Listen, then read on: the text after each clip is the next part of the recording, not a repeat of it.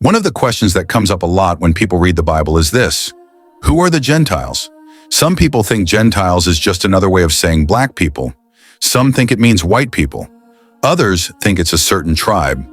But when you actually open the Bible and see how the word is used, you realize it's not about skin color at all.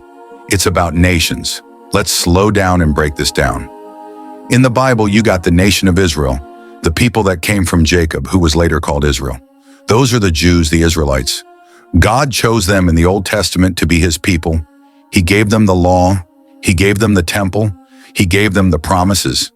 That's why you see so many stories in the Old Testament about Israel, because God was working through them. Now listen to what Paul says in Romans 9 verse 4. He said, "The people of Israel, theirs is the adoption, the divine glory, the covenants, the receiving of the law, the temple worship, and the promises." That means God gave them something special. He gave them blessings that no other nation had. He set them apart. They had the promises, they had the covenant, they were the chosen ones. But here's where people get confused. If Israel had all of that, what about everybody else? That's where the word Gentiles comes in. In the Bible, Gentiles simply means all the other nations outside of Israel. So if you're African, you're a Gentile. If you're Asian, you're a Gentile. If you're from Europe, you're a Gentile. If you're from America, you're a Gentile. It doesn't matter your skin color. It's about whether you're part of Israel or not. If you're not part of Israel, you fall under Gentiles. Now here's what's so powerful. From the very beginning, God didn't only care about Israel. He wanted to use Israel to bring light to the whole world. Look at what he says in Isaiah 49 verse 6. "I will also make you a light for the Gentiles, that my salvation may reach to the ends of the earth." That's God saying, yes, I chose Israel. Yes, they're special, but my plan has always been bigger than one nation. My plan is for salvation to reach every corner of the earth. Think about how big that is.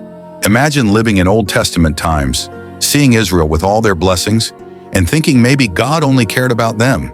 But right there in Isaiah, God was already pointing to something greater. His salvation would reach Gentiles too. That means you, that means me, that means every single nation on this planet. Now let me make this real. When Paul started preaching the gospel, he didn't just preach to Jews, he went out to Gentiles, to people in Greece, in Rome, in Asia Minor, and that's how the gospel spread to the whole world. If God only cared about Israel, then me and you wouldn't even be here talking about this today. We would have no hope. But because his plan included the Gentiles, here we are, saved by grace through Jesus Christ. So when you hear the word Gentiles, don't think it's an insult. Don't think it's about skin color. Don't think it's just one group of people. Number. The Bible is clear. Gentiles simply means all nations outside of Israel. And the good news is this: through Jesus, there's no wall anymore. Jew or Gentile, we all can come to God through faith. The same blood that saves the Jew also saves the Gentile. The same cross that forgives one nation forgives all nations. That's the beauty of the gospel. It unites. It doesn't matter where you're from, what you look like, what language you speak.